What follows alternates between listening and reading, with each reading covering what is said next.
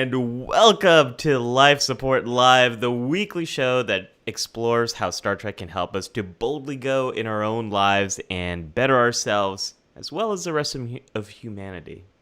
Yes, as a famous starship captain once said. But we will, of course, wherever our mission takes us, try to have a little fun along the way. As another famous starship captain once said. Are there any non-famous starship captains, Star Trek? I don't know. I think they're all... Oh, that's in their contract. I get to be canon. I think there are plenty of infamously unknown Starfleet captains, which is what gives us another 55 years to explore. That's right. I think that's what Lower Decks is going to get into. That's what Lower Decks will get us into. Hi, everyone. I am Dr. Ali Mattu, and I'm joined by my colleague here. Yes, Dr. Trek, Larry Nemecek. And one of us is actually a real doctor. We'll let you figure out who that might be. We're doing something that's really fun for this episode. We had a watch-along. As opposed to the other weeks. No, they're all fun. They're all fun. Today is like extra fun. So we're going to be watching an episode together. We did this a few weeks ago with Star Trek Insurrection, and that was more of a silly. It was a holiday. Oh. It was a different episode for many reasons. Today we wanted. Well, it was a movie. It was a movie too. It was a full length. Yeah.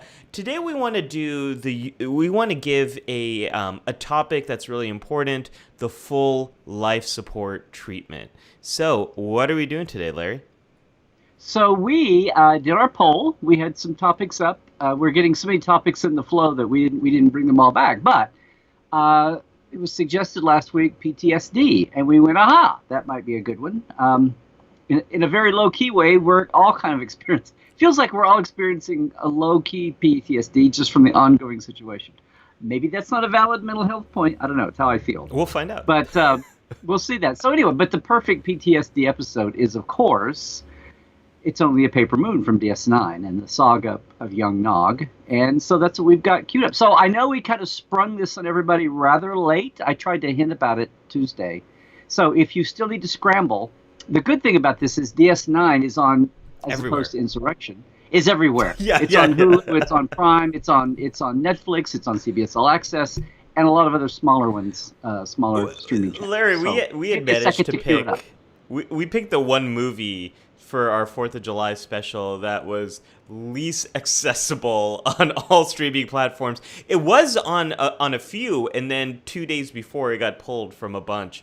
So, but... Just a bunch of little rebels, that's all we are. Yeah, I know. So this is Season 7, Episode 10 of Star Trek Deep Space Nine. So we're going to give you a few minutes to pull it up and get ready for it. And what we're going to be doing is we're going to do our life support treatment as we watch it. So we're all going to watch it together. And then as the episode comes to an end, we're going to do our other segments. We're going to do our K3 factor. We're going to do our away mission, and we'll open up the hailing frequencies at the end. If this is your first time here at Life Support Live, welcome. There's many ways to experience this, so we invite you to participate in the comments. We love the comments, and sometimes we throw them up there. Gosh, Larry, I'm always twisted. There. You're always... We like to throw in the comments, and then we also, if you would like to join us at the end of the show, you can join us through Skype. Yes. So if you send us a message at Life Support Live Host, that'll get you to us, and then we can talk. You can join the show. Good. And if you're new to the show, welcome. If you're a veteran, you may have a pleasant surprise. If you're in the isolated regions of Twitch and YouTube. Oh, yeah. Or if you're sharp-eyed, guess who finally found the little control that let all platforms chat go to all platforms? So hopefully... no more isolated YouTube folks. Hopefully no more angry 12-year-old, my life has been ruined because I was ignored one Saturday morning on Twitch. Twitchers. So everybody, you can join us from wherever. You can come from Ollie's YouTube or mine or my Facebook or his, or yes, our interesting little Twitch channel. Wherever you are, you'll see all the chat from everybody, which is going to Which be awesome. is a big improvement. Thank you, Larry, for discovering how to do that. That was all Larry. So thank you for Was that. inspired by that series from 2017, so I thought I would. Cairo is confirming that he is in Twitch, and it's now full of all the messages. So Can I get a welcome, woohoo? everyone. Yeah. Not a Wuhan, but So, a woohoo. oh, yeah, so different things there. So, Larry, while we're giving people a chance to pull up, it's only a paper moon, Star Trek Deep Space Nine, Season 7, Episode 10. Let's just get some context here, because this is continuing a storyline for Nog that started in a previous episode. Let's also get some big picture context. So, Right. Deep Space Nine, this is... Let me go get an expert. Hold on. Do we have a Star Trek expert here? I don't know. I got some stuff here. I'll try to muddle along through. Okay. So it's been a long time since I watched this episode. That means like maybe a year. Like it hasn't been that long. But just for context, we are deep into the Dominion War. The Romulans have joined the war at this point, Larry. Mm-hmm. And As of late last season. We've As of late the year before. And we've had some tough battles, and there was a battle in which Nog was injured. Could you refresh our mind as to what happened? So, a couple of episodes before this, the combat-y episode of DS9 in the War Arc, the Siege of AR-558, which, by the way, Mini K3 558 was the production number of the show. So, What? just, you know. Yes. Look at that, everybody got a little mini K3 factor. That's a bonus one. So that was a prior episode, just prior to this. So yes, there's a battle, but doing it on a TV budget. It's in a cave, of course. But it was really well done. Rick Colby directed it. But in the battle, in the shootout, confrontation, it's a kind of David and Goliath moment. But Nog loses a leg. Yeah. He's wounded in the leg, and they have to amputate it. Now, you would think vaunted 24th century medicine, where they're sending people out disguised as Romulans and Klingons, and where they're genetically re-engineering people at birth and all of this kind of thing. You would think, okay, well, we'll just throw on an artificial leg. I don't know whether they really didn't get into this, but whether it was because he was Ferengian, not human, or just because it was such a major, it wasn't a major organ, it was a major limb, that it really, really affected Nog. And, he had gone from, we always talk about, or a lot of times we talk about how Nog, and the late, great Aaron Eisenberg now, had this incredible, maybe he had the best arc of anybody in any Star Trek. Oh, it's a phenomenal and completely unexpected arc. Yes, especially to everybody who was writing on the show at the beginning. I think. But he literally goes from a Peck's bad boy, and if you Google that, you'll get American cultured. He goes from Peck's bad boy, and the bad influence on the captain's son, to the first Ferengian Starfleet that no one believes. Yeah. And then he becomes like the in most a beautiful moment with Sisko, where Sisko is really confronted by his values, because he dismisses Nog as a candidate for Starfleet Academy, and Nog sort of comes back with, "Isn't this what you humans always talk about valuing diversity?" And Sisko's like, "You're right, kid." Put down your root beer and start thinking about directing on the stars, Captain. Okay. So that's Nog's poignant story. So here he is, Mr. Gung Ho, and he's the one that's like, he's just shattered by losing his leg. As he's obviously upset at the end of AR-558, but we really don't get the gist of how bad it is until this episode. Yeah. I should also point out, Larry, I don't know if you know this, but Libby says the production number was foreshadowing Life Support Live. So, it's all connected. All these things are all connected, Larry. I don't. How does 558 foreshadow? Larry, if you don't know, then you don't know. We'll do another K3 factor. We'll explain it. Okay. Yeah. Okay. Okay, folks. So, Star Trek Deep Space Nine, Season 7, Episode 10. Larry, do you want to count us down to pressing the play button so we're all in sync? Oh, okay, everybody. Hope you're ready. Let me get my Netflix was on pause. Okay, we ready? Okay. How about just a 5, 4, 5, 5, 8? Go. Larry, let's use the Terran standard way of counting down. Oh, you're so mundane. Okay, 5, 4, 3, 2, 1. So, one of the things I really appreciate, Larry, about this episode is we see impact of injury, psychological impact. That's something that Star Trek hasn't really shown us too much because these magical devices completely heal people. But here we see that the psychological impact isn't quite as easy to heal as the physical impact of these injuries. And that's a hallmark of DS9. Yes, absolutely. The tech, more than any other. The tech doesn't always work right. Things aren't as easy to fix. The holosuites might need a little extra work. I also see the impact on family here. This is something I think media often gets wrong, is you don't see how mental health can impact an entire family. It's usually so focused on the individual.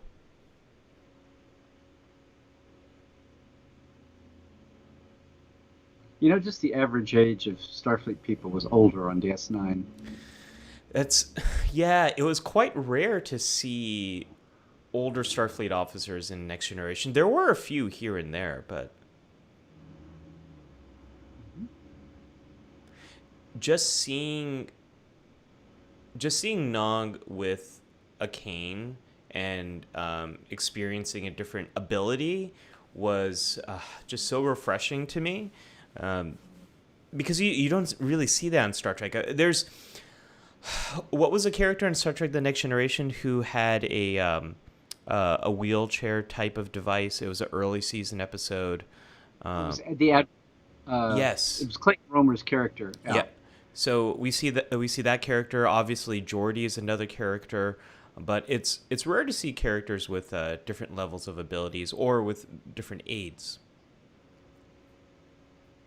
Just look at Kira and Lita are both Bajoran clapping. Just cool. I always appreciate the Bajoran clapping.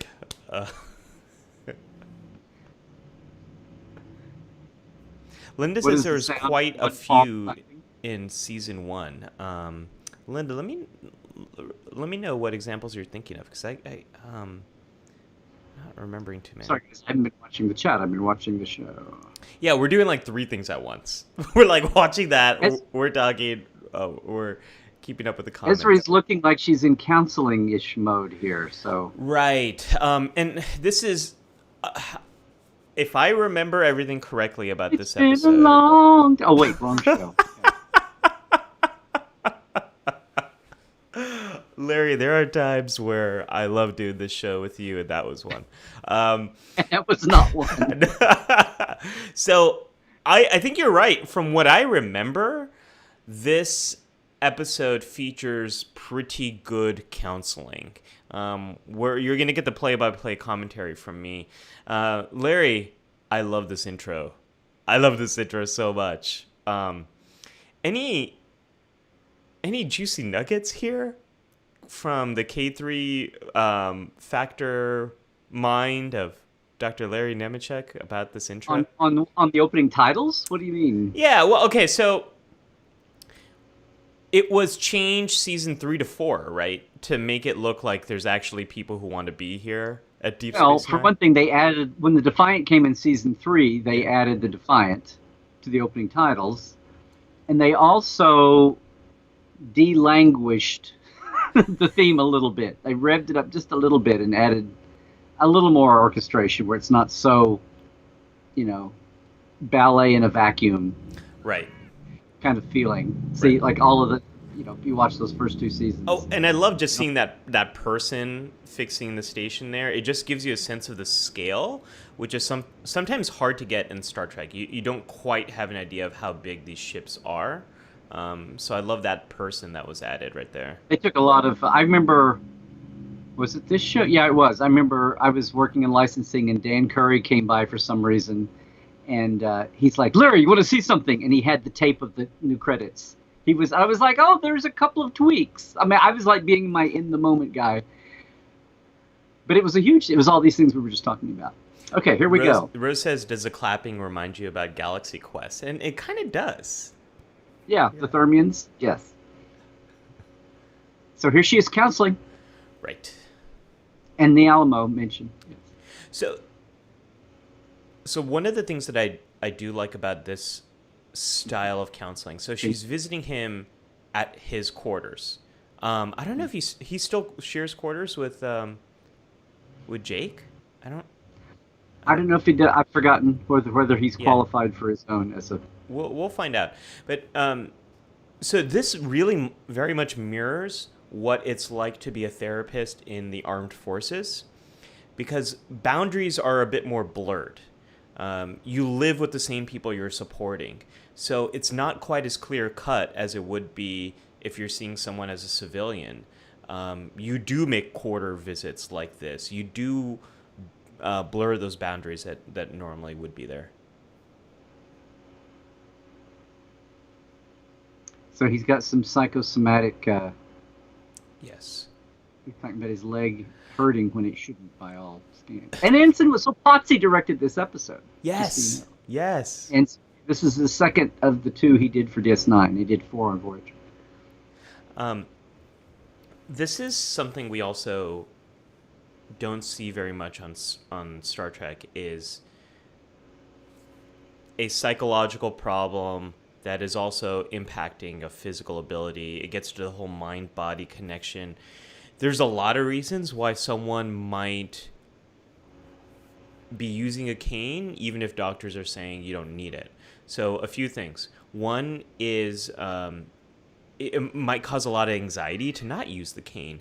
Larry, I broke my leg about 12 years ago, and once it was fully healed, it was really hard for me to let go of those crutches, because I was so afraid of falling, or what if something happens. And it does hurt, actually, as you start to use those muscles again, build up that strength, because you've so much gotten used to it. The other thing is people treat you very differently, sometimes for better, sometimes for worse. If you have some type of aid, like a cane or crutches or a brace, this isn't a problem in Star Trek, but sometimes people will open the door for you if they see that. And it can be scary to let go of that. We also know that people who have, I don't know how these prosthetics work in Star Trek, but we do know people who've lost limbs in real life right now. They might experience phantom pain. So they might, let's say you've had your arm amputated, you might still experience pain where your arm used to be, even though you don't have an arm anymore. So there's a lot. It's not that easy to just have a prosthetic attached and to move on. There's a lot of psychological healing that has to happen as a result. Oh, I'm sorry. I was watching the episode. What were you saying now? No. Larry, I said important psychological mental health stuff. Listen to me, Larry. Yeah. I'll Be Seeing You, which was a big World War II song, was featured in AR 5582 as a mood piece. Just not to detract from the excellent early dose of Counselor's Log you were giving us there. Well, and Ezri here just said, let's see how this plays out.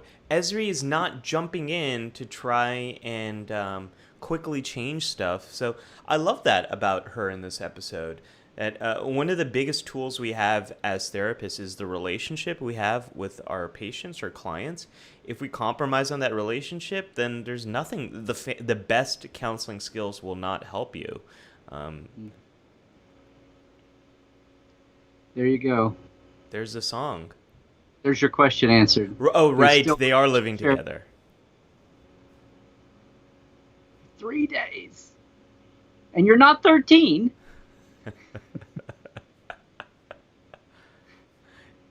What a joy it's been to see them grow up and their friendship change too over all the seasons. This is something that Deep Space Nine does so well, is these friendship, family, father, son, husband, wife, falling in love, mourning the loss of a loved one. There's been more than one 90s and black culture documentary that Ira and others have taken to task when they mention pioneering shows showing black families and father-sons. They never include DS9. Like, Yeah. sorry, you were syndicated, which means you didn't exist. You know? I think Deep Space Nine gets missed out a lot. Sometimes you see it in these rankings of really important shows as it relates to Black Americans, and oftentimes it gets missed out. But Black lives always mattered on Star Trek Deep Space Nine. There's a great orange matter too, but nobody says that. There's a great question here from Scott.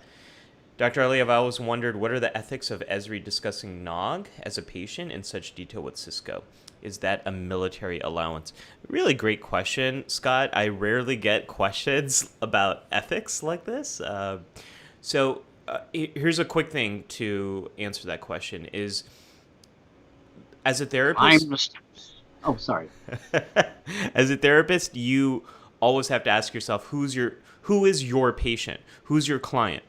When you're a civilian and you're seeing someone just yourself, the therapist client is you. But if you're a therapist in the military, the client is the military. For Ezri, the client is Starfleet.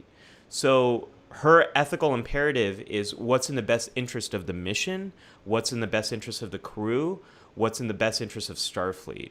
So while she has to retain some of his confidentiality, she has to report to her commanding officer about the mental fitness of Nog and when he might be ready to return to duty.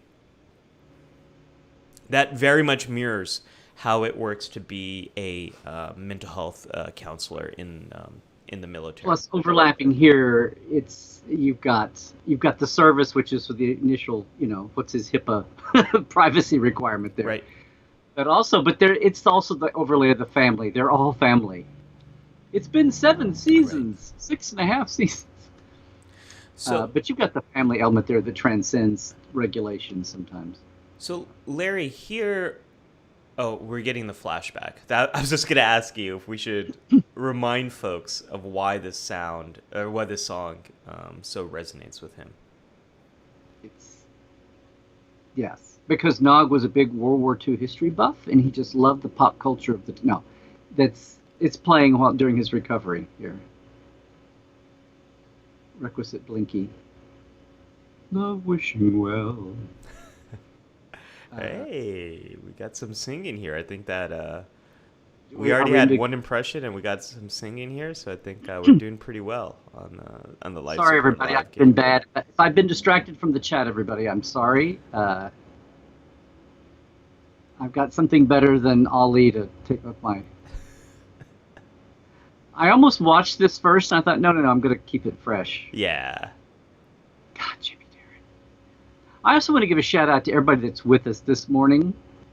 I know that Virtual TrekCon is running, and right now my friend Darren Doctorman is doing his hour, and at 11, or at the top of the hour, Michelle Hurd from Picard is going to be the live VultureCon person. But they all they're all repeated. For Larry, their don't I'm just encourage saying, people to leave. I'm just saying, if you're not here, oh wait, that makes no sense. Thank you if you're here. You can catch all that later, is what I'm saying. Libby had a great comment about Nog may have also signed a contract. So we call those release. So, Nog may have given a release for Ezri to speak to different members of his family. So that's also a possibility. That's often typical here. So how cool of a hologram is Vic? Scale. Yeah. So he's 11.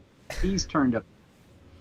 I love Larry, that the Next Generation had a sentient hologram, and it was he tried to take over the ship and do all that sort of stuff with Moriarty in that both those episodes. Here, I love that they made Vic very sentient and self-aware, and he's just like a lounge singer who runs a bar and just keeps the crew's morale up. That's Ira. It's so Deep Space Nine. I love that. Well, there was the old TNG debate about what do they need Troy for? They've got Guinan and 10 forward. And this is a case of what do they need Ezri for? No wonder they didn't need a counselor before. They actually had one that was mentioned once. So here's a beautiful moment of the relationship between these two people. This is something we always try to do in therapy, is really not judge the person's experience at all. Vic didn't say, what's wrong with you? Why are you feeling pain? You shouldn't feel pain. He didn't say any of those things that would really be very judgmental. Vic was just listening in a very compassionate way. And it kind of opens up Nog. I think there's also something to say, Larry, here about Vic. Vic doesn't really have a vested interest here, where it seems like everyone else in his life wants him to move forward or get back to the way things used to be. Right. Vic's sort of okay just wherever he is right now. He's like that uncle that you can just, when your parents drove you crazy, you could just go stay there. Right. Who just happens to own a bar. And he's a one-legged crazy man.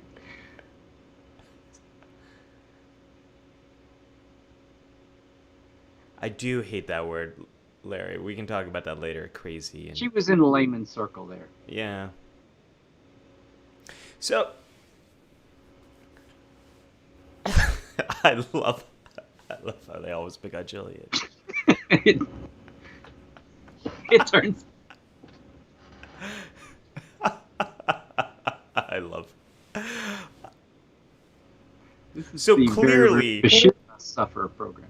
Getting back to Libby's comment, so clearly there's some kind of release here. Otherwise, you would never just openly share this with all of these different kinds of people. Oh, here's competing counselor, amateur counselor Bashir. The blue shirts are taking over. Depending on your state that you're in, there's some things that therapists can do on their own, and there's some things that they might need a physician to sign off on. I think here, Ezri has complete authority. Julian's just offering his 2 cents as someone who has a genetically enhanced ego as his. So here's one thing. Keep me informed. Yes. Keep you informed. So here's one thing that I really love about that scene, Larry. This gets back to the holodeck and ideas that Star Trek hasn't explored too much. Maybe with Barclay. Barclay has an exploration of the holodeck and the psychological impact of it, and quote unquote getting addicted to it or stuff like that. We call it holoddiction. Is that really what they? I don't. Yeah, that was the word they say. Oh, it's a case of holoddiction. Holoddiction. Yeah. I forgot about that. What's great here is we're having that discussion, and what this implies is some people do struggle with this in the 24th century. And at the same time, this is also Ezri saying, you know what, maybe this is going to be the best way for him to move forward. There's a lot of different ways to rehabilitate from post-traumatic stress. And one of the most important things that needs to happen if you are someone struggling post-traumatic stress is you have to find a new way to deal with your emotions. Because after you experience a trauma, not every trauma turns into PTSD. What often leads to PTSD and all the symptoms of either re-experiencing, being very much on edge, avoiding things that you used to be able to face, experiencing a lot of pain, distress, all of that kind of stuff. what usually leads to a lot of that is your fundamental beliefs have been changed in some way, and you're also experiencing very intense emotions, really, really high level of emotions. You might be very hyper vigilant. So one little thing can just kind of activate you in a way that it didn't before. So one of the most important things that needs to happen is you have to find new ways of soothing your emotions, of learning how to cope with your emotions, learning how to regulate your emotions. I think that's exactly what's happening in Vix, and it's because Esri said, let's let this play out. This is how he wants to learn how to kind of cope again. That's fine. Larry, it reminds me of like video games right now.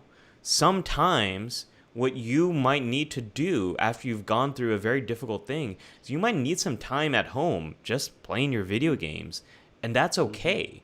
Something I often tell families I work with is we want these things to be a power-up, not a side quest. So if the holodeck is helping him achieve his therapeutic goals, that's a great thing. But if it gets to a place where it's really leading him away from his life, that's going to be a challenge. And that's exactly what we see play out in this episode. Yeah. There was a moment there that's actually the subject of my K3 today, but I'm going to. It's a mini. It's a double barrel because they're both small. Oh, I think I know what you're going to talk about now. Just for a few, I didn't want to interrupt you for once. But Scott wants Vic's sweater. That was a nice sweater, Scott. It was very cozy. Maybe not for July 18th, but I want the bowling ball that goes with that sweater. That's what I. Oh, Libby has a great point here, too. It makes sense that Rom and Quark would be next of kin. Quark is the head of the family, and Rom is his father. So that's a great point, Libby. We want to be responsive to cultural differences. And it could be that in medical matters, things work out differently in Ferengi families. It could work out that mental health and disclosures work out differently in the 24th century. In the United States, especially if there's a safety or risk issue, sometimes our confidentialities can be too limiting. So maybe in the 24th century, they have a more evolved, flexible way of dealing with confidentiality. So Jake is trying to help here. He wants to see Nog. He wants to see him on his terms. Let's see how this plays out, Larry. He's trying to help. This is... We'll mention this, but this was a very radical episode. When we're done, I'll talk more about it. This is really, as a structure, as a story, as an episode, this is two recurring characters with the lead of the show. All the regulars are not, in lead You're roles. Completely right. You're completely right. It's very radical. Everybody knew it at the time they filmed it, but what you do get is it's like everybody has they have family scenes together, but it's basically everybody gets a scene with Nog. Like, here's Jake's scene with Nog, like one-on-one. So for anyone who's just joining us, we are watching Deep Space Nine. It's Only a Paper Moon, and we're about 23 minutes into the episode, if you'd like to follow along. This was a BYOM, bring your own media. Yeah. So, we can't legally do it here.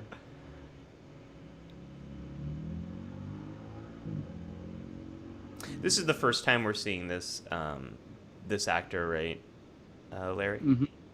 Yes. No one ever talks about Jake and all of his girlfriends. That's a common. That whole line is a very common for military veterans. Yes. My memory of PTSD as it evolved was that at first it was like the new term for shell shock and combat fatigue and all that. But we've expanded PTSD beyond military. I mean, trauma is trauma. Yeah. Survived a disaster or a personal disaster, like a car wreck or a tornado or earthquake or whatever. An assault, an attack. What's interesting about trauma is we used to think that a trauma would have to be something that is life or death that you have experienced or witnessed. And the idea of trauma is really expanded beyond that. People can experience traumatic reactions, this re-experiencing, this hypervigilance, this irritability that we're just about to see play out. You can experience these things anytime your fundamental beliefs have been challenged. Sometimes that's life or death situations. Sometimes it doesn't have to be that.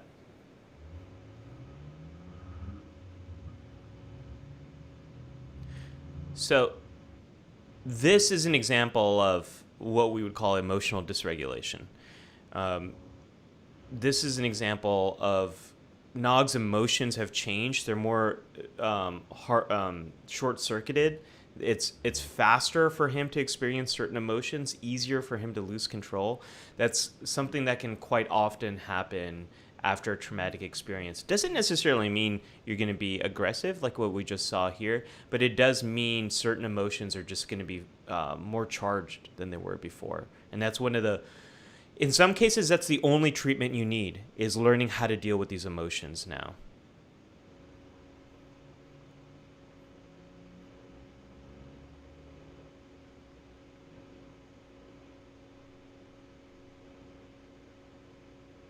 Kyra says that is the right sweater for Vegas. ACs. That is true.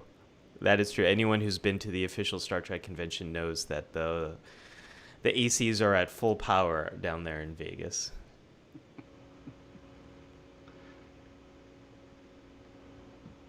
Yeah, Libby, your comments here about healthcare are right on.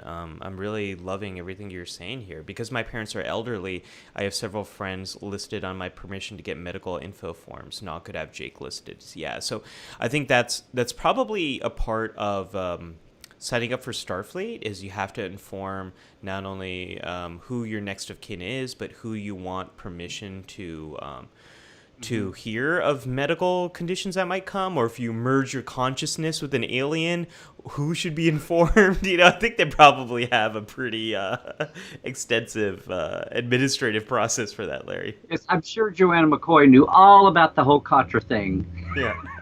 From Selena. I'm sure she knew. Dad! Okay. So I do love here that Vic is able to separate out his role as the person who's running the bar to his friend and colleague. So he made it very clear to Nog that line, you can't cross it. The line must be drawn here, this far, no farther. And at the same time, he is still his friend. He still supports him. He still cares for him. And it's important to have consequences like that are flexible, supportive, and compassionate when people might be struggling emotionally this way. Because everyone is refiguring out what's appropriate, what are my limitations, all of that sort of stuff. I was just admiring Vic's sofa side technique there on the last scene. What is that technique, Larry? Well, bedside, sofa side. They were on the sofa, not there. Oh, He asked him to do the accounting. It's like it's very Ferengi, and it's like Nog's wheelhouse, but it's not military injury health related. So it's like it's the old distraction thing. Oh, Tim, this is a great Larry, the healthcare questions are really pouring in here. Tim's got a question for Dr. Ali. As a qualified psychologist, would dealing with PTSD and psychological mental health issues be a lot easier to deal with, to get to the bottom of in the future, particularly a Star Trek future where there is universal health care and funding for such important expert help is no issue or problem? Yeah, Tim, I think we would very much have... It would be a lot easier. One of the big problems we have in the United States is we have huge access issues. We don't have enough therapists. We don't have enough therapists who are trained in the variety of subspecialties we need. The ones we have, there's long wait lists to access them. They're clustered in big urban areas, and they're not really available in in rural areas, and sometimes you can't afford them, especially if you're depending on your insurance, or you might be underinsured, or you might not have insurance. So one of the big things I see in Starfleet is we often have experts embedded in the ship. I do think people like Troy and Ezri would... well, we know that there's one more counselor on Deep Space Nine. She's not the only one. We know that there is a team. Counselor Tel Nori, and I just totally pulled that out of my... Or at least it's mentioned. Sure, she's called by the time. It's mentioned somewhere that there's another counselor. But like, I worry about places like the Enterprise, where we had Counselor Troy for over 1,000 people, one counselor for, I guess that's better rates than what we have now. But you do, at least in Starfleet, you do have access to healthcare professionals who, as we see from the Next Generation, mental health is as valued as anything else. The counselor to the ship had a position on the bridge. I think that is a bold, doesn't get as much recognition as it should. That was a bold decision. It's so 80s, Ali, come on. That was the old time. Carpet on the walls and a counselor on the bridge. Yeah, I know. Carpet on the walls. Tim, the one more thing to say about that is I also think holographic technology, there's probably a lot of holographic programs related to mental health for you to be able to work through these things. I don't mean in terms of an EMH like we see in Voyager. I mean like you can probably run through different holodeck programs that can help you to deal with anxiety, depression, all that sort of stuff. The one downside I see, Tim, is Starfleet is very different from the Federation. So not everyone in the Federation is as well equipped as a Starfleet ship is, and we see that with Deep Space Nine too. Deep Space Nine is not as well equipped as a starbase, so there is diversity there in terms of access to real people and holodecks.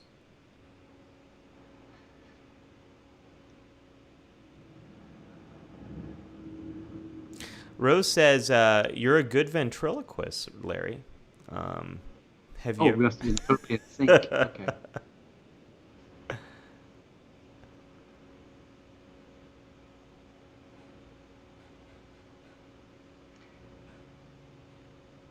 So this is the first time Lita and his dad are visiting, right? Yes. Yes. This is their token scene with him.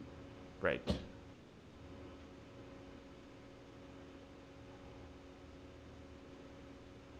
So here's something else that I think is really great about this episode.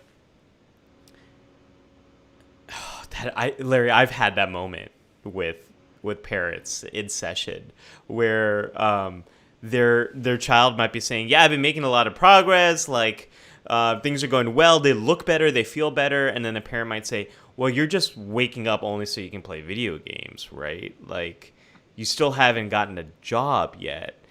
And I sort of have to back up and say, all right, look, let's look at where we were a few weeks ago. Your child wasn't even waking up like until like past noon. Like they weren't bathing themselves. They weren't feeding themselves. You kind of have to put all the little parts, rebuild the parts of their life one step at a time. And here we see Nog has reconnected with a sense of meaning and purpose, and that's helping him to kind of deal with his emotions in a new way. We're seeing him rebuild the different parts of his life. I think this is a fantastic depiction of how to grow from a traumatic experience.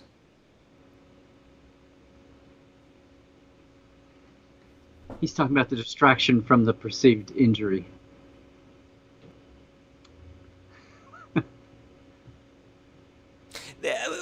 Larry, gosh, I love Deep Space Nine so much. We have the A and B storylines are happening simultaneously. So the second storyline here is about Vic's sense of purpose, and about Vic's new experience that he's gaining, and how much he's getting a sense of meaning and purpose out of working with Nog here. It's almost like the gynification of Vic here. But that was funny. A minute ago, you were talking about they were saying that it's a holosuite profit, and you were mentioning it's like the same thing. Somebody comes in, how's it going? Yes, I've launched 8 podcasts, and you say, are they making any money? No, we're working on it. Are they monetized? No, we're you know Um, Livia, 10,000 free downloads. That's what it is. Livia, I love your comment that it's neat that Nog is getting comfort from an instinctively Ferengi activity, numbers, accounting, and money. So we all need. There's this thing called flow, psychological state of flow. It's when time goes by really quickly. You might not even realize how much time's gone by, and it's when your strengths meet the challenge of a task. I think maybe some of that is happening here for Nog. He's getting a real sense of engagement through that accounting stuff.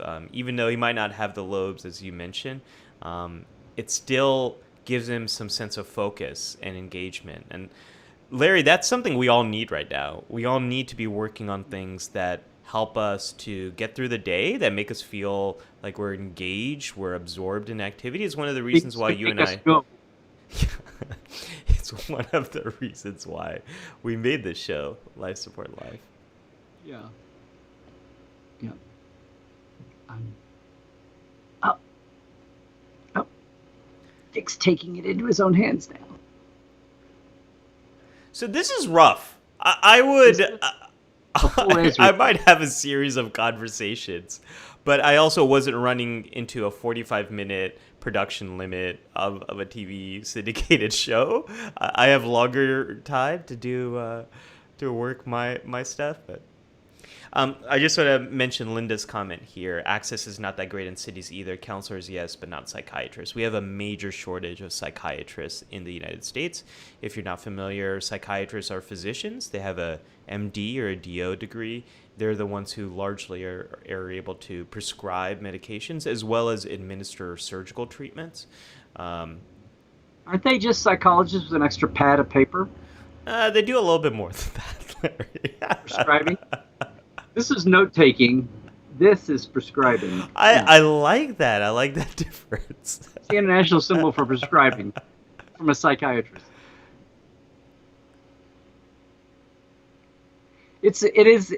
I think we were halfway through this arc watching it the first time, and I was like, oh, wait, Moriarty had no clue. And Vic from day one is, hey, I'm your friendly neighborhood Vegas 1962 bartender hologram illusion. It's all built in. So that self-aware, yeah. So Nog is saying I need more time, and Vic is saying, no, this is it.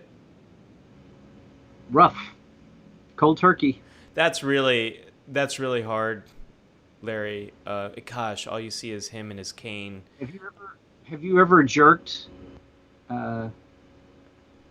the rug out like that on somebody? I've had it happen to me by parents. So I keep drawing the parallel with video games here. I've had parents who have thrown away their kids' video game console or computer and just go cold turkey, and I always respond with, you did what? That's not how we do it. I love this, Larry. EMH. He can turn himself off. They're just canonizing all over the place here. I'm an engineer, not a philosopher. Oh, what a great line.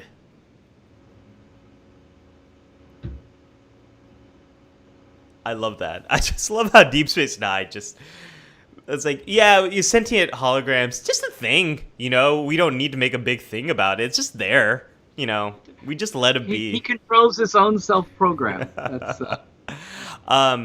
So what I would do a little bit differently here is I would do something called motivational interviewing, which is where I help the person to see, how is this current path you're going down? How's it working for you? And what are things that you like less about it?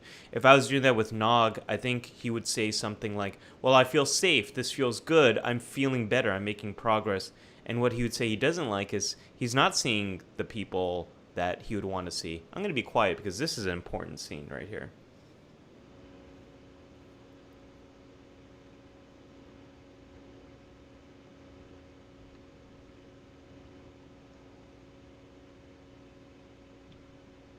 I think this is going to get to the core of why he's experienced this loss as a trauma.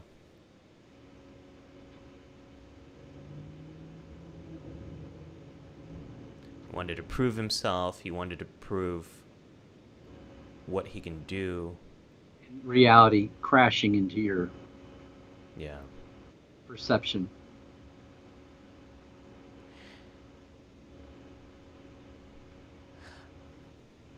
Larry, I think Nog also helps us to not glorify the Dominion War as a member of the audience as well.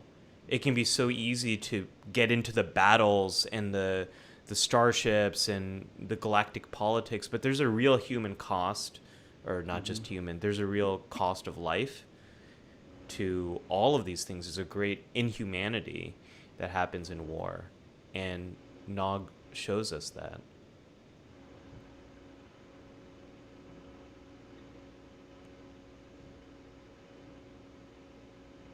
Great show for Jimmy Darren.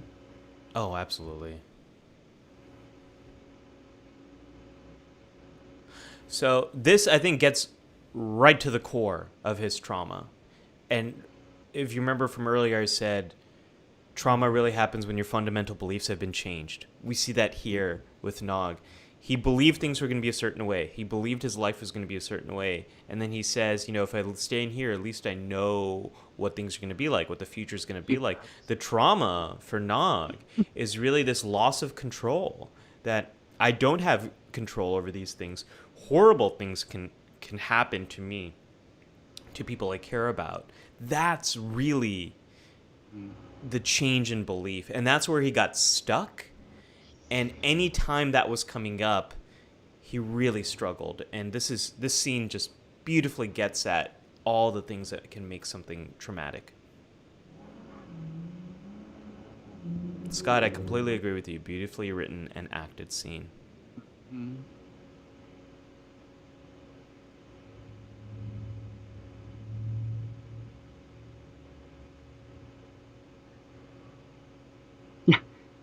Remember, the holosuites are just the third floor of Quarks. So the whole time he's just been right up there. Yeah.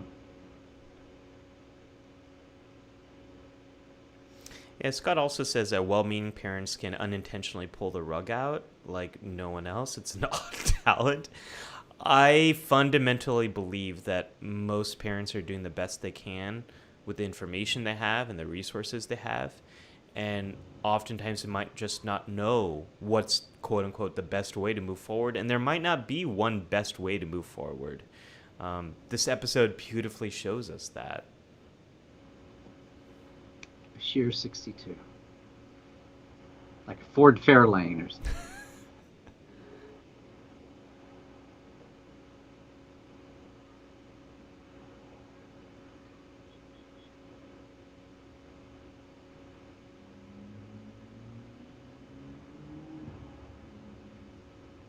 Glenn says we need a Vic DS9 spinoff.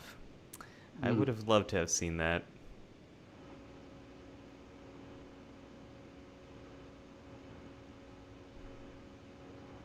Bajoran Day, 26 hours. Ah, it's a nice little detail. Oh, Libby says that was my favorite Star Trek scene, the family love. They do truly love each other. I love that. You can take that to the bank. Nog totally gets that analogy. Whereas all the humans would be like, bank? What is a bank? Why would we go to the river, Captain? Simone has a question. Does trauma make us more resilient and mentally stronger? So, post-traumatic stress disorder is not the only outcome of trauma. Post-traumatic growth is also possible. That's where after you've experienced a trauma, in the struggle of trying to deal with it, your values might change, your perspective might change, or you might see yourself as someone who's more capable than they were before. So growth is also possible. What a lot of the research on growth has shown is people can both experience the downsides of a trauma while also experiencing the growth from it as well. Those things can happen in parallel. And sometimes people can make steps forward and then fall back and then forward again. So trauma is a very, it's not a linear process. It's not good or bad. I would never wish trauma upon anyone, but I do like to tell people that you can grow from this experience, and you might gain things from this that you did not expect. Okay. We're going to talk through the credits. Oh, I just love listening to that music, Larry. I love listening to that music. Should we watch the next one? No, just kidding. By the way, your gawk has arrived. Okay. All right, Larry. Let's. I've been trying to keep up with the chat here, everybody. So, and haven't been doing much. So yeah, lots of incredible. Linda and Libby and Scott and everybody's been in here. I don't want to single people out, but some newer names too. I hope everybody's appreciating seeing I did see someone earlier on say that Twitch and YouTube are showing everybody's comments, but Facebook is still only showing the Facebook comments. Of course. Of course. Gosh. Of course. Yeah, thank you, Zuck. But at least that's the majority. I mean, the Facebookers aren't missing out because that's 3/4 of the comments. But I'm glad that opened up for everybody. I love this comment by Scott, Larry. Star Trek in a nutshell. Are you okay? No, but I will be. That's a great way to bring this together. Tim also says, what makes this such a powerful episode? Nog's mental health and PTSD issues are not going to go away immediately with a wave of magic wand. It's going to take a lot of step-by-step therapy and getting root to the trauma. Yes, Tim, I so appreciate what you're saying here because... Larry, I feel your voice in my head right now is, well, that's Deep Space Nine. Nothing goes away in one episode, unless you're O'Brien and you've been tortured in some way. That will never be spoken of again. But beyond that, all the character conflicts, the challenges, they play out over the course of many episodes, and I love that we see that here. Larry, Netflix wants me to watch another episode. And it's telling me. My Netflix just rolled on. Yes. I turned the autoplay off, but it's really wants me to play the next one. And it's telling me that Deep Space Nine is a critically acclaimed spin-off series set in a space station, and it won 4 Emmys and had 31 nominations.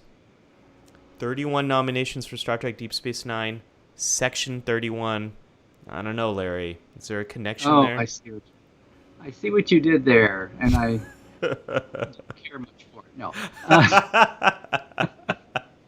Oh man. All right. So should we jump into We should, everybody. To a K3 factor, Larry? I'm in the mood. I'm okay. Well, I've got the need. To set it up there. I didn't want to slow down the show, but I just wanted to point out a couple of fun things. Do you have the sequence there? Of course. So Larry. It was a lot of fun. Yay! The K3 factor, of course, is the one reference to mental health aside from a psychotricorder. It was in the original series. It's actually lettered there on the bio panel, the biobed panel. It's just an intersection of a deep dive with what's going on here. But this is really more on trivia. I knew we would be talking in and out of the show all the way through. So put the what? Oh, for sure. I wanted to try. I never watched episodes on Netflix. I wanted to try the Netflix interface. Jared would say Netflix and not CBS All Access for shame. Jared, if you want to know for real, I only subscribe to CBS All Access when there's new Star Trek episodes coming out because I also have Netflix and the whole series, the whole franchise minus the movies are all there. Just chill. So here's the thing. So can you put it? So it's really cool to watch Nog watching Vic's black and white TV in 1962, obviously, and the first clip that he's watching there is obviously from Shane. So can you yes? Can you run the image? Absolutely. Okay, there we go. So this is tiny. Okay. can make it You bigger. can't. You can't enlarge. Oh, you can. Yeah, I can. Grow, baby, grow. Whoa, So here's the there we thing. go. So here's Shane. It's a Western. It's the end. It's kind of iconic. And you'll notice at the very bottom of that poster, what studio made it? It's a Paramount picture. Of course. Of course. Now, we all say that, of course. But actually, Ron worked on this script, and all the writers are there. I write. Everybody, there were a lot of John Wayne, not token John Wayne, but 2 or 3 John Wayne movies fans, other people too. But some of the people who are really DS9 fans know that a lot of cinema got referenced at times. Lines, character names got recycled. The Sand Pebbles is another one. Anyway, the original movie they wanted Nog to be watching was The Searchers, John Wayne's movie. But you'll see if you run the Searchers poster. Can you do that? I am calling up LCARS. Here we go. There we go. Look here at the top and look at the bottom. The Searchers is a Warner Brothers picture. Right. And it wasn't that they couldn't get the rights; it was expensive. The paperwork was going to take so long. Yeah. That they just didn't have time. So they just made it. They just made it Shane, not the Searchers. But what's funny is in the lines, did you catch that? Where he says, "What are you watching?" Shane, blah, blah, blah. Oh, The Searchers is a better picture. Yeah, I know. Oh, gosh. That's... It even went right by there. I love that. And then here's your double barrel, because we're just doing little shallow K3s this week because the episode was so deep. There's so much cool stuff here. So in that same scene, like 10 seconds later, there's been all these token references. Vic is doing his usual, Frank did this, and he's doing his Rat Pack references, right? Yeah. Well, Frank did this. There's like a double whammy there where he says something about Dino did this, meaning Dean Martin, and Sammy said this, blah, blah, blah, Sammy Davis Jr. Well, at the very end of the scene, Nog, I keep wanting to say wrong, Nog has a parting line, and he walks off camera, and Vic just looks after him and says, "Son of a gun." And what a lot of people may not realize is, if you want to put the last one up, that the original Rat Pack, right? Here's Sammy Davis Jr., Dean Martin, Frank Sinatra, and Joey Bishop, who was not a singer, he was a comedian, but he was in the core of the Rat Pack. That was Joey Bishop's token line, "Son of a gun." He had a sitcom for a couple of years with Abby Dalton, and that was his catchphrase. So it's like Ira and Ron knew what they were doing. The guys knew what they were doing. But the first time I saw that show and they had Vic say, "Son of a gun," I was like, oh my God, they're just brilliant. So there's your K3. I love that K3. I often got a lot of the Rat Pack references, but apparently not, because I didn't know that, Larry, and I didn't know. And the I movie was just references. checking. In Paul and Terry's DS9 companion, and I don't know about Memory Alpha, but I'm betting if it's not in the companion, it's not in Memory Alpha. I'm betting that little "son of a gun" reference is not out there anywhere. So there's your true deep cut for K3 this week. That was a wonderful K3, Larry. I really enjoyed that one.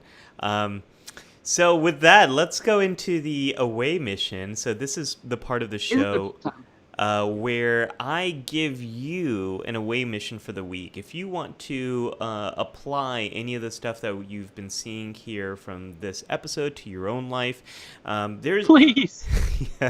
There's a lot. And we should say, we made this show because we want to not only celebrate this thing that we love, which that in itself is so helpful to us, Larry. You mean this show? This show. As opposed to the hundreds of show. other things. Yeah, no, not that one, and not that one, but this one. Larry, we do a lot of stuff. Sometimes I have to remember, where are we? Where am I? What am I doing right now? This show, we wanted to celebrate Star Trek together, which often that's enough to help us.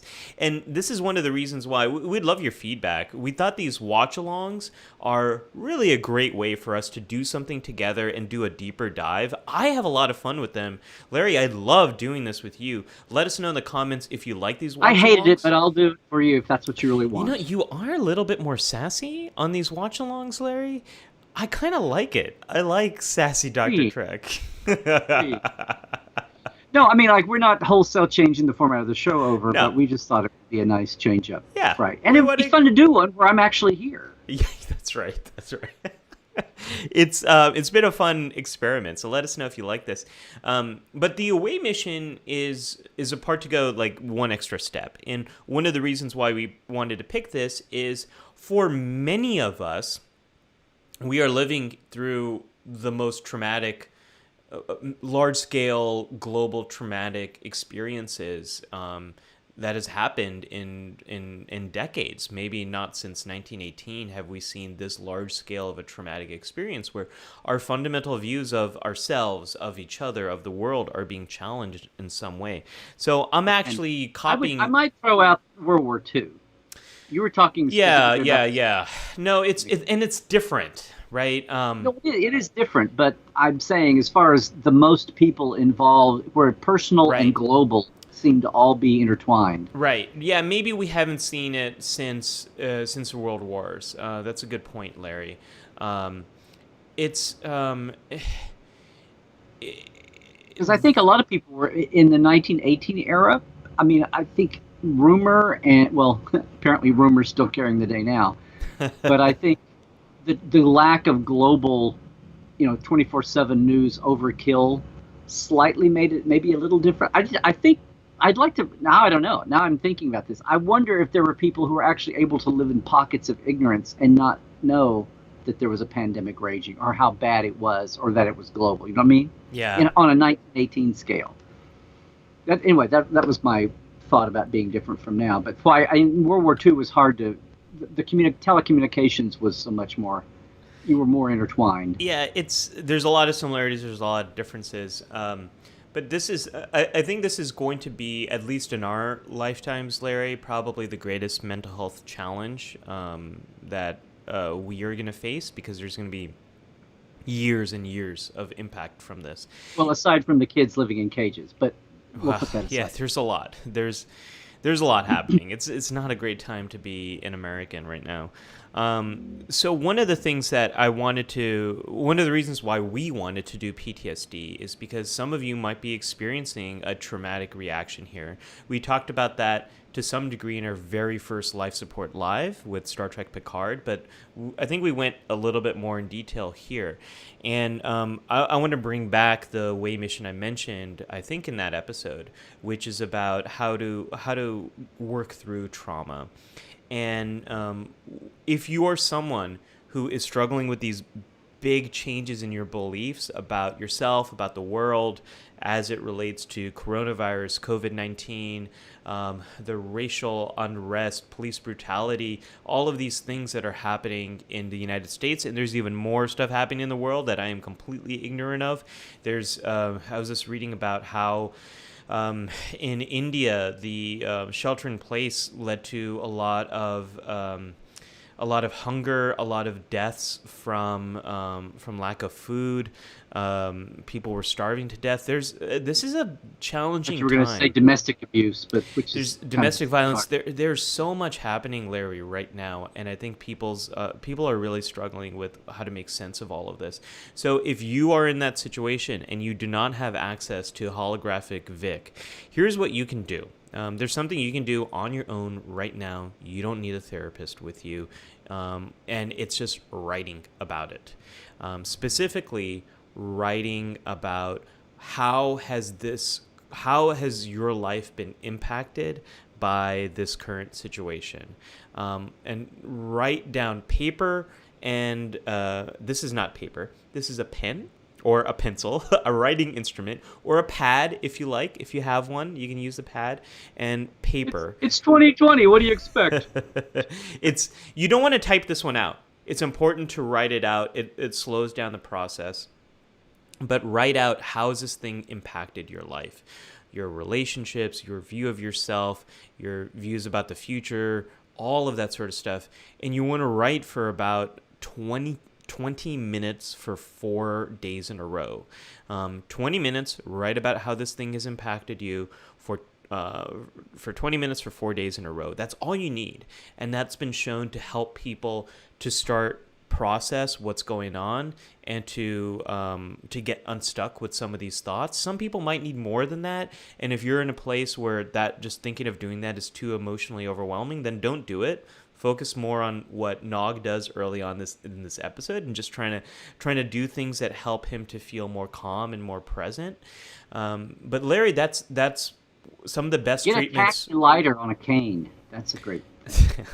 Some of the best treatments for PTSD are focused just on that, are on helping people to process this. And it's not the venting that helps, but it's the processing. It's the changing the narrative, developing a new way to approach these thoughts that helps people with that. So that's my away mission. If you're struggling with these beliefs, write about it for 20 minutes, 4 days in a row. That'll help you to get a little unstuck with the situation. Thank you. That was great. Yeah. I was catching up on the chat. Speaking of the chat, let's open up those hailing frequencies. This is really where we just have a conversation. We dive into your comments. We invite anyone who wants to join in. You can join in by Skyping us at Life Support Live Host. If you want to come on camera. Larry. Skype. I made a boo-boo. What? One of the things that I hear is people want, sometimes people want more from us. People want to hear more ways and more perspectives, more thoughts. You and I both have big things coming up this week as it relates to San Diego Comic-Con. Yes. I do this all the time, apparently. We come up with a plan and I just wipe right through it. So do I. Larry, I want you to talk about what is happening right here. Oh, so I want everybody to know coming up before we get too far into the end. There's a lot of virtual cons going on, and I will be on Virtual Trek tomorrow at 10 o'clock with a bunch of podcasters at a panel live. But that panel I was very proud to San Diego Comic-Con, which people are, speaking of trauma, no, I'm kidding, but a lot of people are missing San Diego Comic-Con as they're going to be missing Star Trek Las Vegas. We pitched a panel for that where it was 3 generations of the science advisors for Star Trek. And in that one picture, thanks to the magic of Zoom, we had the last 3 people with the official title of science advisor on episodic Star Trek. So Dr. Erin, a lot of people know her for right now. She's, as of last fall, appointed as science advisor. But Andre Bermanis, who had it for a combined, 24 seasons, through the heart of things, and Narain Shankar, who's now running The Expanse and ran CSI for years, has a science. They all have science backgrounds, and Aaron and Narain have doctorates. But Narain started as the science advisor, a friend of Ron Moore, for seasons 4 and 5, or 5 and 6 on Next Generation. And then he got on staff. He had writing ambitions and was on staff. So anyway, and Narendra 3 from yesterday's Enterprise. There's another free K3 for you. So many K3s was named for him by Ron. But that's a panel I'm very proud of, and it's going to be on the Comic-Con at Home that are going to start running next Thursday, and they'll be on, they'll be recorded. They'll be archived later, and they're pre-recorded. But you can only see it initially at the time, just like it was a real panel. So 5 o'clock Pacific, 8 o'clock Eastern next Thursday. It'd be great if a lot of people, not competing with anything else, and it would be great if people could be there, because it's almost like ratings. It would be great for us to have hits for when people see that. And it's free. It's free, folks. And it's free, yes. It's a whole Diego weekend of Comic-Con. Yeah. There's 6 or 8 panels every hour. It's like real Comic-Con. There's a few official Star Trek panels. The Star Trek universe, there's going to be, I think it's a 3-hour panel series. Yes, thank you. The Thursday is basically Star Trek Day, big time. 10 Pacific, 1 Eastern. Same time we're doing is the big CBS studio panel with all the shows represented at times. And folks, anyone can be a part of it. There's an panel about 2 o'clock later on. Yeah. Mm-hmm. This is, while we're so sad we can't do this in person, it's free and open up to everyone. So and please do support the Star Trek panels, because as San Diego sees the support for Star Trek, they greenlight more Star Trek panels. I also have a pretty cool panel coming up. Larry, this gets back to, this is a K3 factor for Life Support Live. People Can I before you do that? Yeah, please. I just want to mention, so reinforcing that the Science Advisors panel is next Thursday at 5 Pacific, right, 8 Eastern. I do have a panel on virtual TrekCon that's running this weekend. It'll be this time tomorrow at 10 a.m. Pacific, 1 Eastern, with some podcasters. But if you think that the summer is going to be the end of all these wonderful panels and convention fill-ins, rest assured there is somebody that pioneered a concept 5 years ago called Portal 47 that did all this, and we still have guests and voices that you're not even going to see at a convention, because that was the original point of Backstage, folks. So if you've ever heard of Portal 47 back there, portal47.net, just again, I've been running a weekend special. Can you put that up? Yeah, you got it. So until midnight Sunday, whatever your time is, this is a very short-term Corona time special for everybody. It's basically, I call it the simple 4-3-2. 3 for 2. 3 for 2. It's basically 3 months for the price of 2 in Portal 47. We've got some Portales in our chat here today. And anyway, that's one of my other contributions for Corona time is a little short bit like that. So please, if you're enjoying where I'm coming from, I don't always keep Ali in a box during Portal 47 times, but his spirit is there. But we have a lot of time, and anybody that's on the chat today. So anyway, that's the special for this weekend. But I hope to see everybody in the chat live. Both of those things I mentioned are pre-records for tomorrow and next Thursday, but there will be live chat on virtual TrekCon, and I'm going to be there chatting with people in the live stream going by us. So a little K3. Oh, what have you been up to, Ali? Yeah. I've got a K3 for you, Larry. So if people are ever wondering how the heck the two of us met, well, we actually met at a panel, and it was a panel that my friend Dr. Andrea Ledamenti and I throw together. She is a psychologist who loves Star Wars and appreciates Star Trek, and I am a psychologist who loves Star Trek and appreciates Star Wars. We did a panel back in 2013 at WonderCon, which is a San Diego Comic-Con sibling that happens in Anaheim, and our first Star Trek guest for that was Dr. Trek himself, Larry Nemecek, and that panel was so successful, we did 5 more of those. We did those one every year, pretty much. It's been gone for a few years because Dr. Mattu had a kid and was really tired and didn't travel. We were going to revive it this year, and this year was not a good year to revive panels. But we have a virtual version of that coming back for San Diego Comic-Con. So this is going to be episode 6 of the Psychology of Star Trek versus Star Wars, presented by myself, as well as my colleague, Dr. Andrea Ledamenti. We have 2 individuals who have credits with Star Trek and Star Wars. Ted Slashwick, people might recognize as a Vulcan from Star Trek Enterprise, is going to be there. It's a fun panel. It goes by incredibly quickly, where we are really debating the kind of stuff we talk about in Life Support Live. So we debate Mandalorians versus Klingons. We're debating Michael Burnham versus Rey from Star Wars. We're debating just so much fun stuff in that one. We debate Picard and Luke. The fact that you called it Star Trek versus Star Wars made it sound very adversarial, like it was like our friends that do the Smashdown or the Smackdown Starship. But you said we're not really adversarial. We're just saying that for the hype. But apparently we all got that memo except the first Star Wars guest, who was like revving up the crowd. I was like, wait, did I misread the memo? Well, Larry, we've had a Star Trek guest from time to time who's also done that. Not you.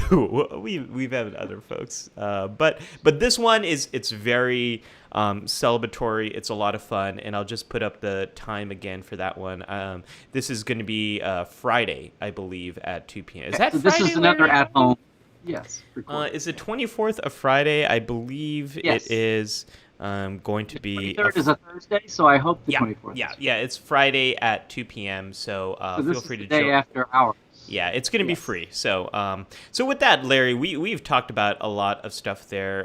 Let's get back to the to our hailing frequencies. We've got a lot of great comments. And the first... Real quick, Yeah.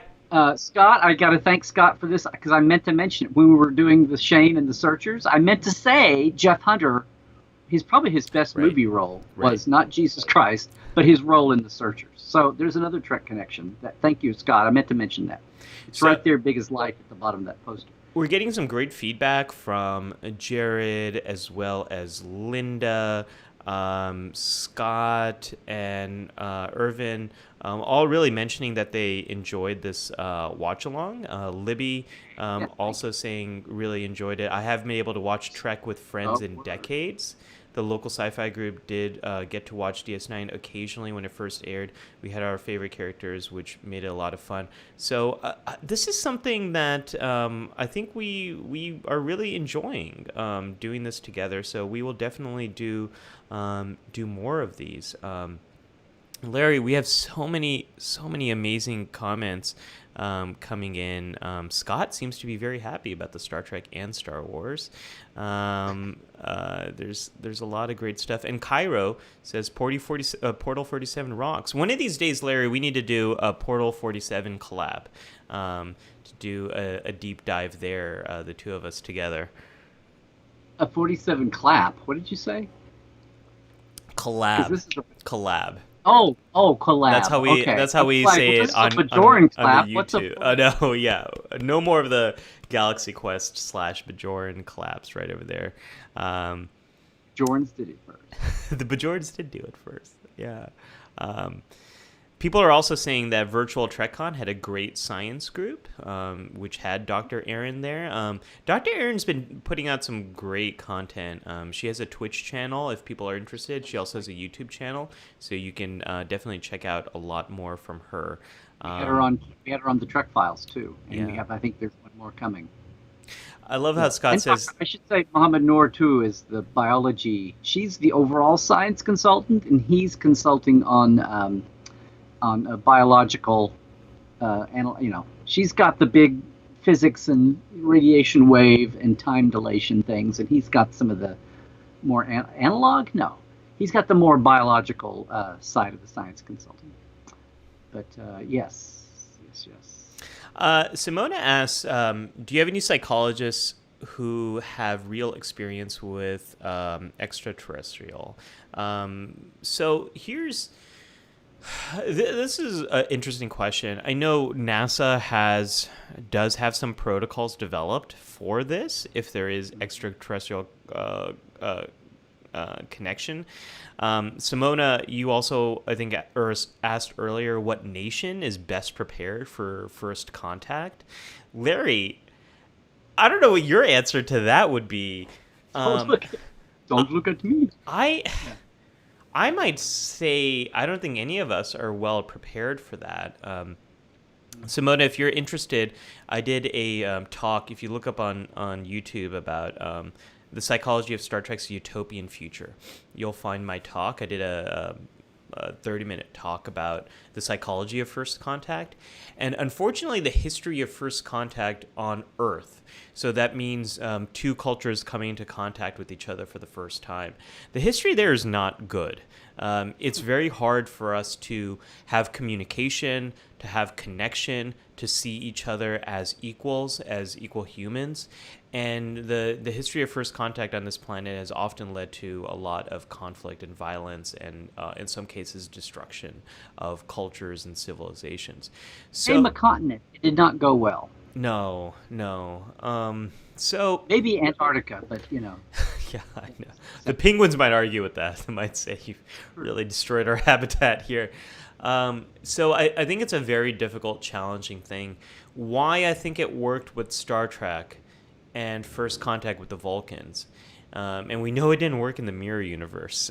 We saw that happen in the Mirror. We saw what happened in the Mirror Universe in Star Trek Enterprise. Why I think it worked with Vulcans is they don't look that dissimilar to us. They look like humans with just the ears and a little bit of the brows and the bad haircut. Other than that, they look pretty similar to us. And they also had universal translators. they had an ability for us to communicate instantly. So that's why I think that first contact didn't go that horribly. So I don't think we're well prepared. And if you look at it as we were the underlings at the moment, we'd just been through a world war. Yeah, yeah. And we weren't the ones flying around in spaceships. I mean, people saw the Phoenix launch and didn't know what it was. It's a why are they launching one of the old missiles? That crazy guy's doing up to it again. Yeah. So we were like the underling, and in this case, the more advanced, more technically advanced, the more more advanced on all fronts was the more emotionally mature culture. Like the Vulcans weren't coming for They might be passive aggressive, but they're not coming to eat us or bomb us or enslave us or whatever else. Take our brains. Yes. Whatever other 50s movie you want to do. So if it'd been the other way around, it might have been like the mirror universe version. Yeah, where they all take rifles and overpower the Vulcans. But people were kind of like, oh my God, it's a ship, and it kind of set you up for success. You have to wonder if an alien species that has the power to come here would see us as equals, or would they see us as ants? A lot of times sci-fi goes in that direction. Star Trek goes in a very different direction. But you have to wonder about that. I think a more realistic view of where humanity is right now is in District 9. If you watch that film and you see the way in which humans treat the alien life that's discovered, I think that's a closer parallel to where we are now. And that movie is such a great social commentary on how we see class and race and how different ethnic groups interact with each other. It also has a lot to say about apartheid in South Africa and all that sort of stuff. I also love how it's one of the only sci-fi films that isn't American biased, where the aliens come to Washington, D.C. or New York or L.A. No, they go somewhere global outside of the United States. I love that. They didn't go to the UN in New York? I know. Irvin's asking, can you explain more about the Skype contact in the upper right corner? Yeah, Irvin. So if you want to be the third window here, if you want to video chat with us here on the show, you just need to send us a message on Life Support Live Host, and we can bring you on and Skype. And on Skype, yeah, and we can have a little conversation here. That's how it works. Thanks so much for asking. On camera. Yeah. So Tim says here, Columbus was a horrible first contact, virus, diseases. So not only was there a biological destruction. But yeah, that was also a cultural destruction. Columbus did not saw these people as primitives, as people he could easily overpower, and it started what was very much a long history, a very sad history for people who were already living here in North America. So not that. Not at all like experiences happened with Africa. Scott is cracking me up on this one. First contact won't go well unless it's scored by Jerry Goldsmith. Scott, I love that score. Happen quick then. Yeah, that sadly might not ever happen. I would say it doesn't have to be a Jerry Goldsmith score. John Williams will work as well, as we see in Close Encounters. I think John Williams did Close Encounters. Am I right, Larry? Mm-hmm. I think so. He did everything. He did every 80s sci-fi movie. Yeah. Except for the 70s, I should say. Excuse me, 70s. Yeah, so as long as we have one of the maestros, we'll be just fine. Oh my gosh. Yeah, I'm actually catching. Oh, so much good stuff in our chat. We've got 8 people in the chat, but it's all really good today.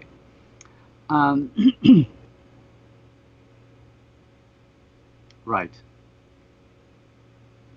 Tim, if someone sticks me in a booth of emotion, I will be very happy. As Tilly says in Star Trek Discovery, I love feeling feelings. I'm all about that. I love feeling feelings. I'm all about feeling feelings. Oh, well, yeah, I had some people this week. We didn't really prep for this, but I had some people talk about some of the other PTSD Mm. episodes that are out there. We did the watch today, and the one that I always think about is Memorial on Voyager, where it was partly an inner light uh, technique to where an alien culture who may be gone now, it's either an outpost or they're gone, but they wanted people to remember the rough lesson their culture learned about war. And you pass by, and this beacon basically starts implanting, as opposed to the memory of one particular person, as Picard experienced, right, and on Resica, the planet that died from not dealing with its sun going nova. But in this case, it was a war, and everyone realized after it was over that it was a horrible thing and how ridiculous it was. But it implants memories of both sides, and the Voyager crew wind up fighting each other in this guerrilla war, and they can't figure, they're having flashbacks this war, and it was it was using PTSD effects, but it memorialized this war as what not to do. Right. But it was another case of it, but they were, so it was a totally alien construct here, and it wasn't real. The same way that that Inner Light wasn't real for Picard, or it was real but not really, or Hard Time even for O'Brien, in prison all those years. It was a reality for them, but it was still an artificial construct. And somebody mentioned Klingon PTSD for Core, one of the DS9 warships from Klingons. And so some of these days we need to do an alien perspective of mental health. That's a great idea, and it's a non-human perspective on. And that's a great parallel to how mental health can similarly and differently present across cultures. That's what the parallel there is. And there's some things that are very similar across cultures, and there's some things that present incredibly differently. And also, what protects people in one culture might be different than what protects people from developing a mental illness in other cultures. So I think there's that's fascinating. The core example there, KOR, not CORE, is a really great example there. Going back into the comments here, Irvin, we're getting some great comments from you, so welcome to the community. I think this might be your first time here. But Irvin says, this is by far one of the biggest mental health challenges. I'm an extrovert and have missed hugs and in-person interaction. I miss talking to people. Y'all are an important lifeline. Thank you. Thank you, Irvin. We missed that too. Larry, I was talking the other day with a friend of mine. Well, I wasn't talking, I was texting.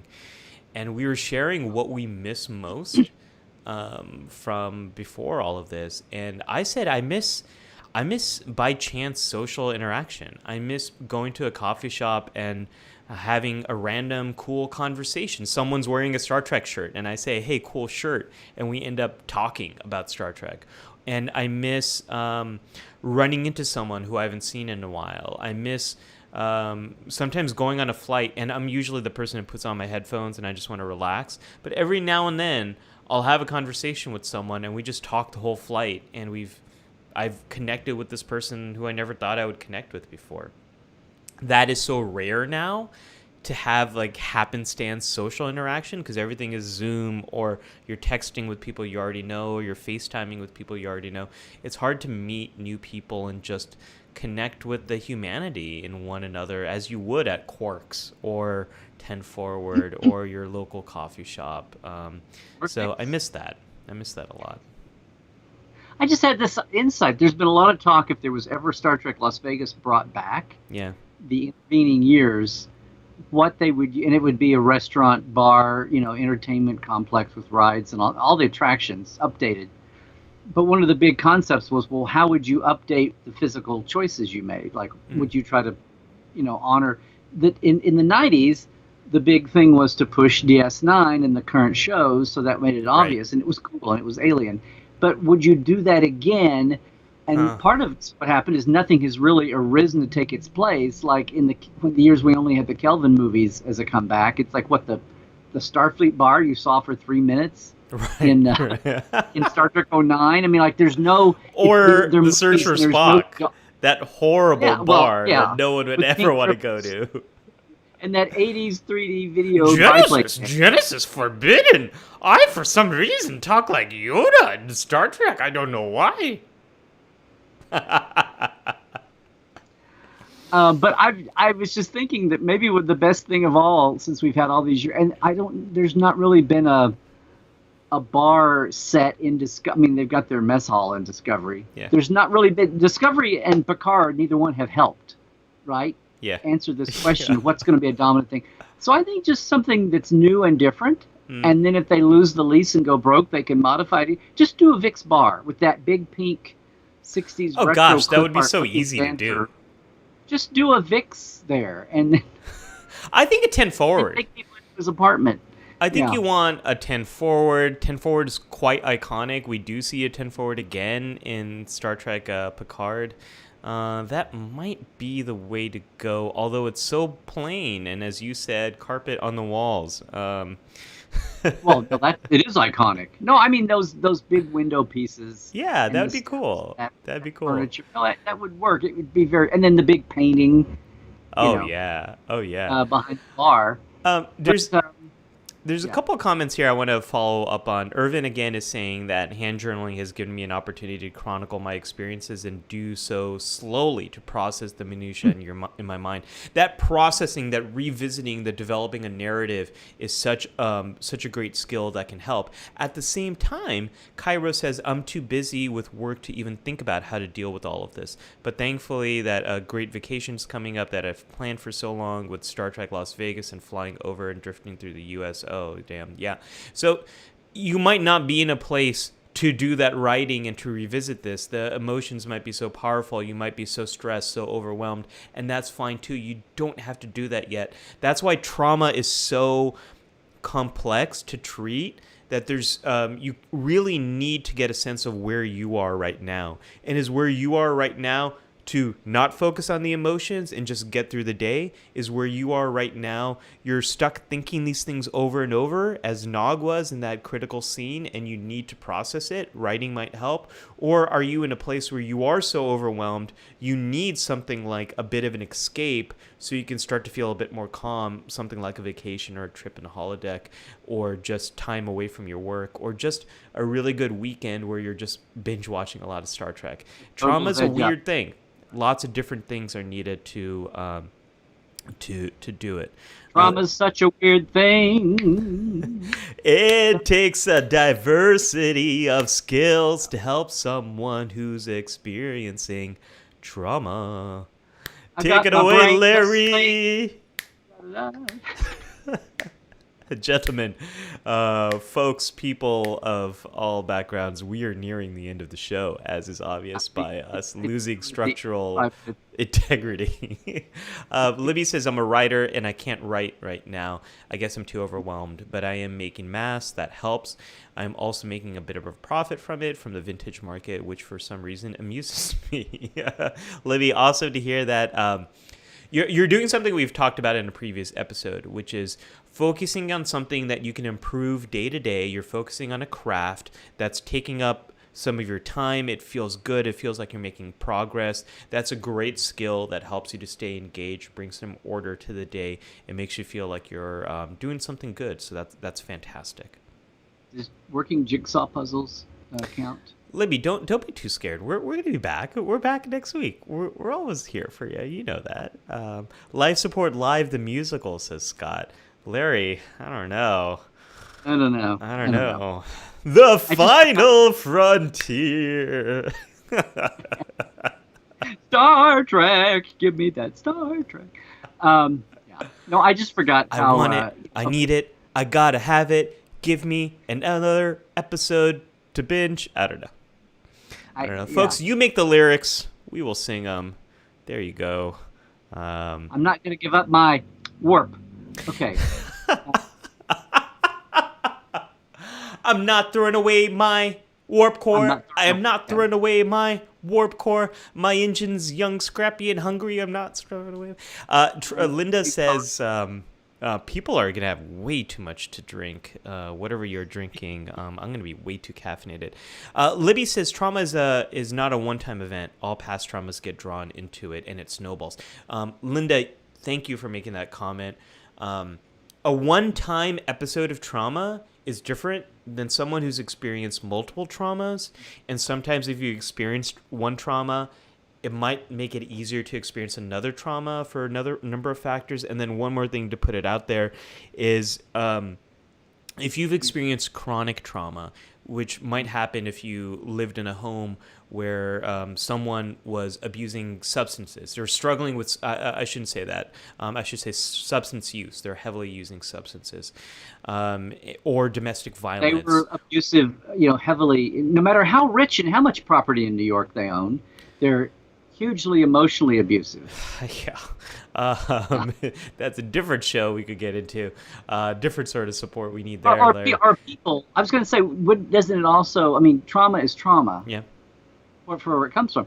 But it also, if you're young versus if you're adult. Yes. Yeah, it's different. And your development, like I'm just thinking about kids living through wars. Yes. Especially kids living through absolutely. really destructive wars. Chronic trauma, which tends to be something that kids might experience, it presents differently than what we see Nog experience. Nog was an adult who already had relationships, already had a sense of self, and his trauma is sort of the tip. Right? Yeah, he was very developed. His mind was developed.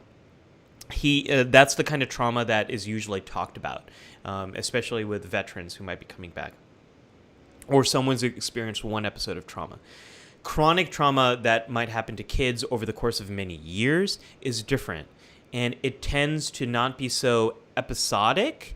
It tends to, limited to one episode. It tends to be more diffused. So it might look like someone just thinks that they're not worthy of love or care or support, or they might not identify ever going through a traumatic experience, but they do have depression, or they might have social anxiety, or they might have panic disorder, or they might have an eating disorder. So chronic trauma looks very different than a episode of trauma like this. So thank you for Linda for reminding me of that. I'm just dipping back into. Jared is saying the Star Trek experience, if it comes back, it needs to have Riker's bunny corn pizza.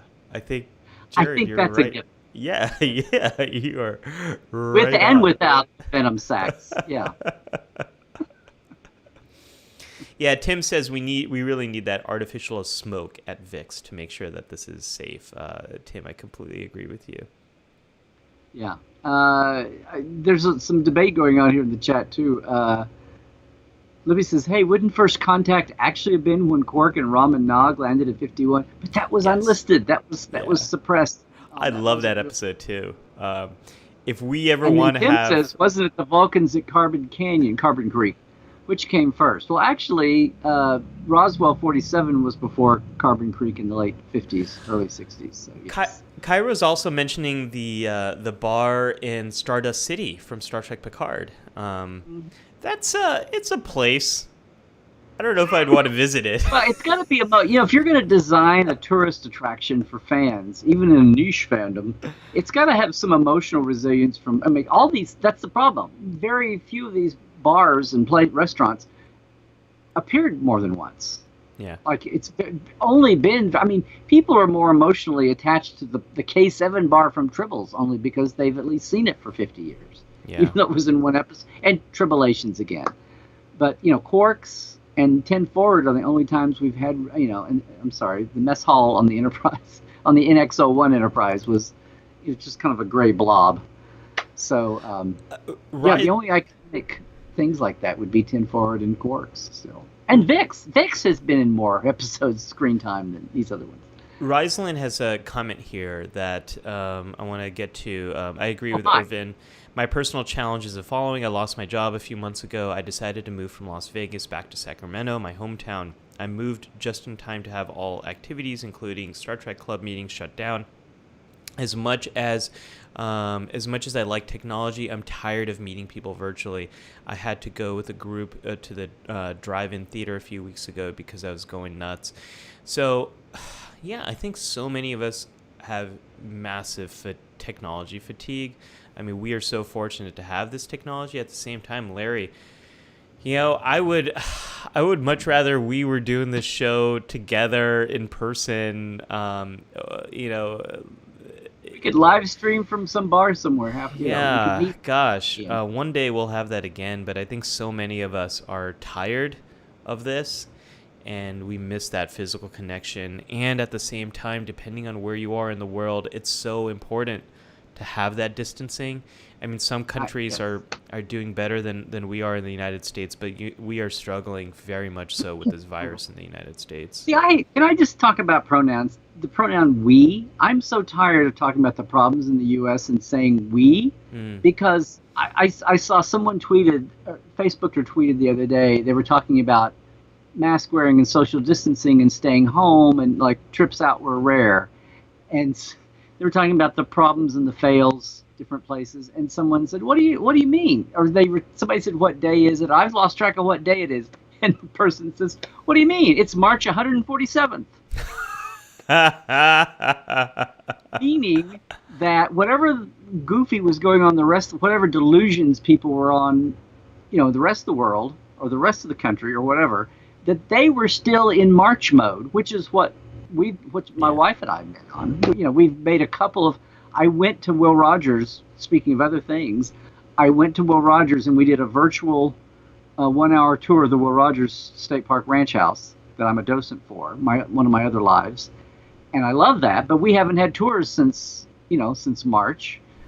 And I did a virtual tour for a senior learning network, which I was chagrined to see they didn't record when we were done.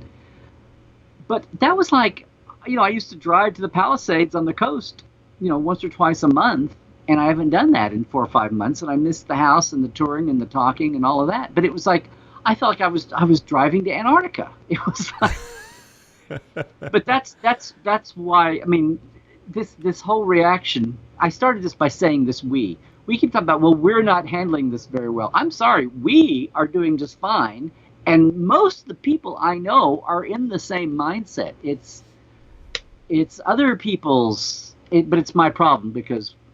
Even across our country, and the United States is big, even across the country, the stupidity of some people, or the selfishness, or the unawareness, ignorance, or the bad direction, is going to wind up affecting me in the end. But I can't be too high on the mighty because there's pockets of that right here around California and L.A.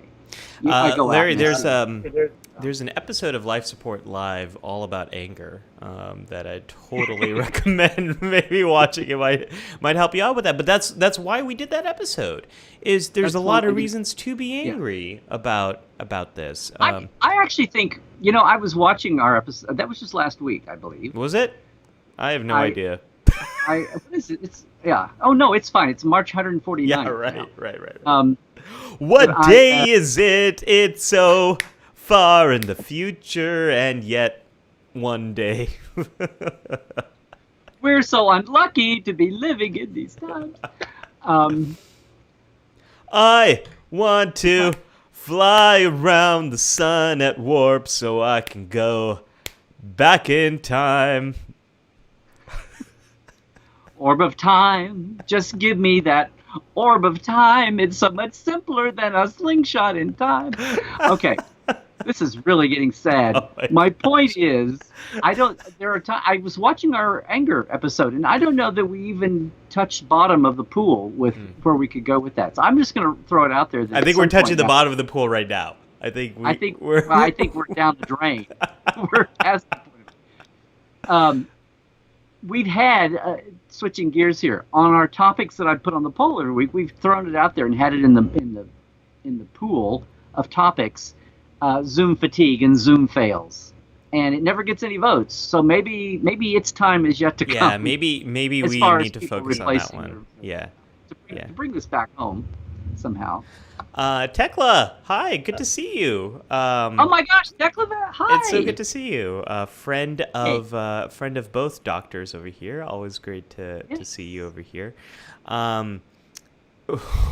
See here, I think is throwing up. How does a Klingon orphan, son of a Russian scientist, dropped in the middle of a Romulan betrayal, grow up to be a hero of our tale? He is the ROZHENK. Leave it up to him to make the Gowron pay with the back of his bat'leth, because killing is in his way. Meanwhile, Quark keeps stealing from the cargo bay. Oh my gosh! See here. Okay, Zahir, if you had to take off the first 90 minutes of the show to get that written today, you're totally excused. Oh my gosh! Yes. Wow. You tell me you popped out with that in the last 10 minutes, I'll have to shoot you. I am amazed at our community here, folks. What a that just picked me up for the whole day, Zahir. Thank you for that.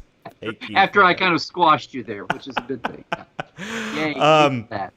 Folks, we would love to hear from you. As Larry was mentioning here, we have a poll every week about what to talk about. You can find that poll at our Facebook group, which is facebook.com/groups/lifesupportlive.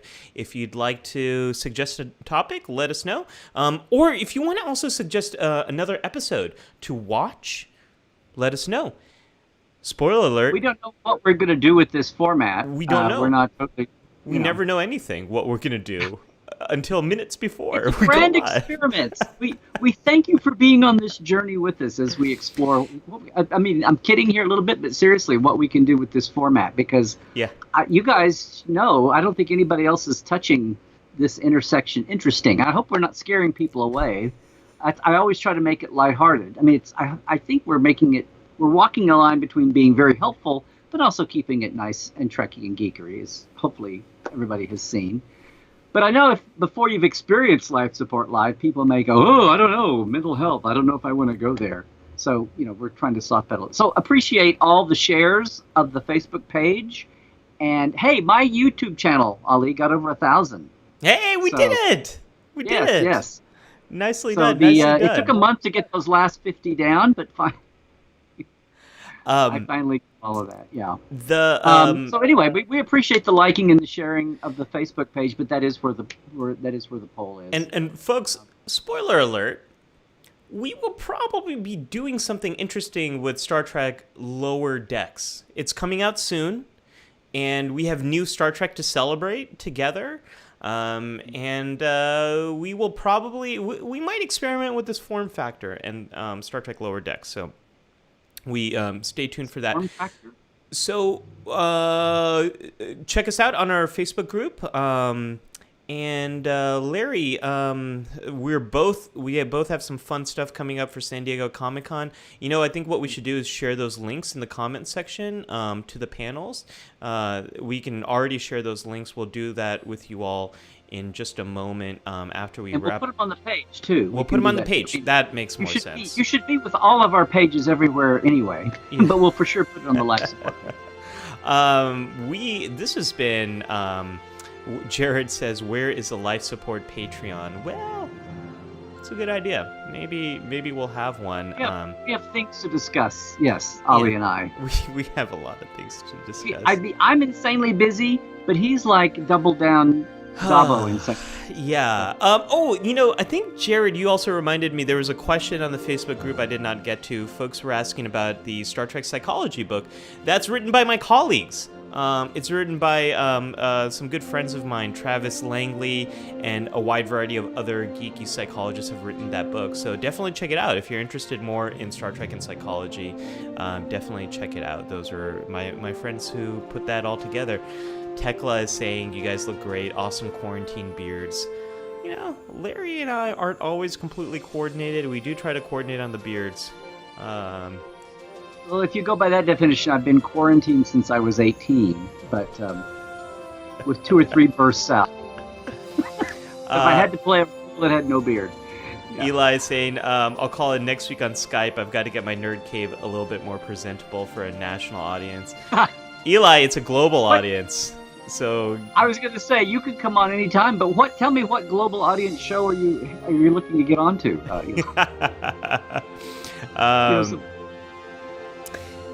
Cairo says anyone can vote in the poll for the topic they want, and Larry and Ollie will do a topic they want. Yeah, that's true. You always want to know where you're at. This was the folks. winner. Can I just point out that this week this was the winner? Okay.